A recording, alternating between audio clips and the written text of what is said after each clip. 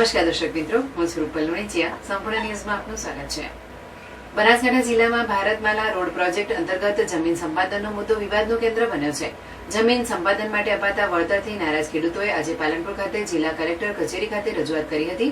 ખેડૂત આગેવાનોએ જણાવ્યું હતું કે તેમની અનેક રજૂઆતો છતાં કોઈ સકારાત્મક પરિણામ આવ્યું નથી. આ મુદ્દે તેમણે કલેક્ટર સમક્ષ તીવ્ર નારાજગી વ્યક્ત કરી હતી. આ મામલે આગળની રણનીતિ નક્કી કરવા માટે આગામી 25 તારીખે ડીસા ખાતે ખેડૂતોની મોટી બેઠક યોજાશે.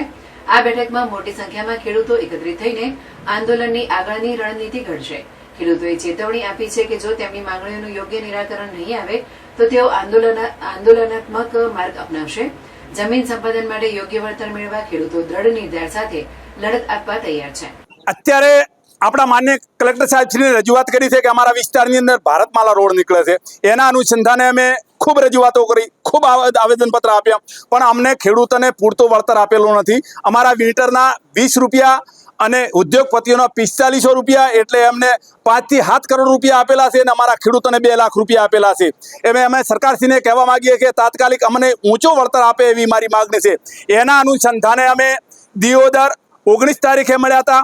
એ વખતે અમે સરકારશ્રીને કીધું હતું કે આવતા સમયની અંદર મેં આંદોલન કરશું. એના અનુસંધાને કલેક્ટર સાહેબશ્રી અમને મુલાકાત માટે બોલાયેલા છે.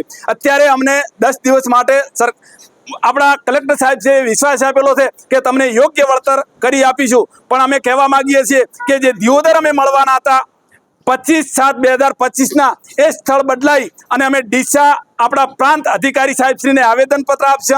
હજારોની સંખ્યાની અંદર અમે ખેડૂતો મળવાના છે અને ત્યાં પણ એક જાહેરાત કરવાના છે. જો સરકાર અમને ટૂંક સમયની અંદર યોગ્ય વળતર જે એને કરેલો હોય એ પ્રમાણે નહીં આપે તો આગળના સમયની અંદર ટ્રેક્ટર રેલીનું આયોજન કરવાના છે. એની તારીખ પણ અમે ડીસા નક્કી કરવાના છે. એટલે તમામ પત્રકાર મિત્રોને અને અમારા ખેડૂત મિત્રોને કહેવા માંગીએ છીએ કે 25/7/2025 ડીસાની અંદર હજારો ખેડૂતો સમર્થન આપે એવું અમે આહવાન કરીએ છીએ. જય જવાન, જય કિસાન.